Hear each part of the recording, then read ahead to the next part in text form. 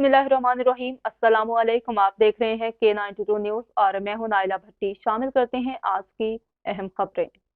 कराची से खबर शामिल करते हैं, रिपोर्ट करें आज़िम अली। कराची मलिर के इलाके से सिंध प्रेस क्लब की जानिब से हज़ारों की तादाद में सिंध प्रेस क्लब के मरकज़ी सदर रुस्तम अली जमाली की क़यादत में सकाफ़ती दिन के रैली निकाली गई, जिसमें सियासी, समाजी, सोशल वर्कर्स और सहाफ़ी शामिल थे।